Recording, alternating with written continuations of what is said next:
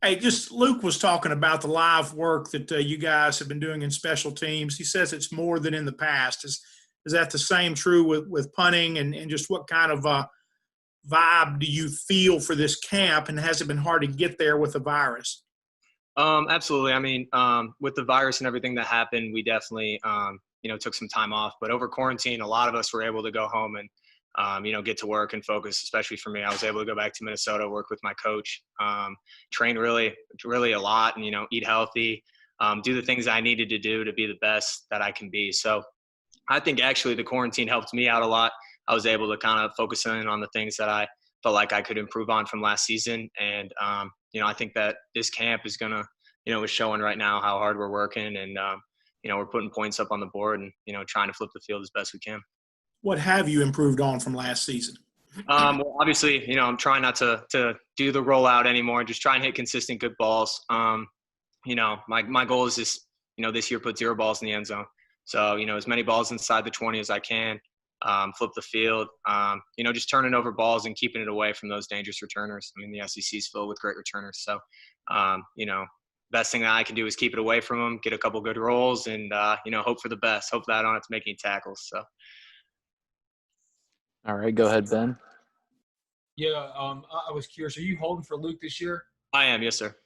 And you being in that position before and knowing what he went through, kind of how have you tried to help him kind of get over the hurdle a little bit? I know he dealt with some stuff last year and stuff like that. What have y'all talked about in the conversation and stuff like that? Luke and I live together, so we're kind of with each other 24/7. We have really similar schedules. So, what Luke obviously had a tough break last year in that game, but that really didn't stop him at all. I mean, right when we finished, obviously we took some time off, but there's a different type of focus that we've had this year about, not accepting, missed kicks in practice, not accepting just me and him going out and, just kicking some balls around and missing an easy one, in June. We took that as a game rep. We took that, we jotted that down, what we did wrong, constant film of what we're doing and just making sure that this year, we're going to put the points up on the board that should be made and, just, help the team win.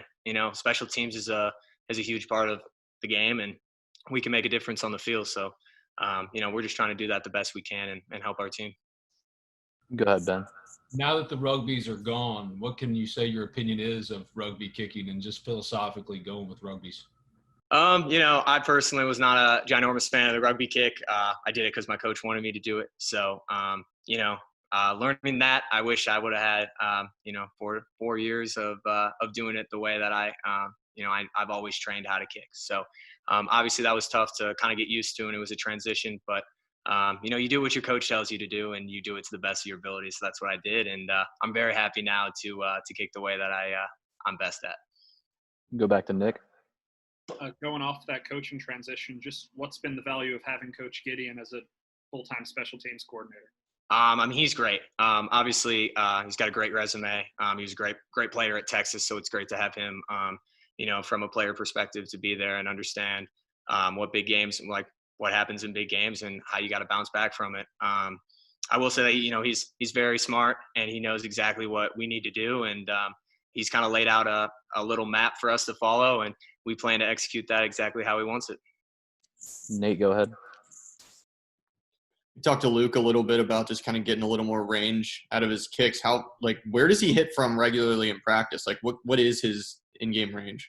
I've seen Luke hit a 68-yard field goal before. So Luke's got a big leg, and I would put Luke's leg up against pretty much anybody's leg. He's got, extreme power. He's got a strong leg, really fast twitch muscles in his leg. And I just think this year, as he, continues to control the ball a little bit better, you guys will be able to see that and, understand where I'm coming from when I say that I think he's the best kicker in the SEC. Is that 68 against a rush coming at you, or just 68? I think that 68 was more of just kind of relaxing in June, just outside with maybe a little wind behind us. But I think Luke can back up mid-50s, absolutely. And, we just got to give him a chance to back up there and make that kick, especially this year. Go ahead, Neil. Yeah, I'm not trying to get you to throw former coaches under the bus, but I'm curious. I would assume that at some point last year you expressed a little bit of discomfort with the rugby kicking. What was their justification for sticking with it? I think there's pros and cons to both. So obviously when you rugby kick, you're holding onto the ball a little bit longer. You're letting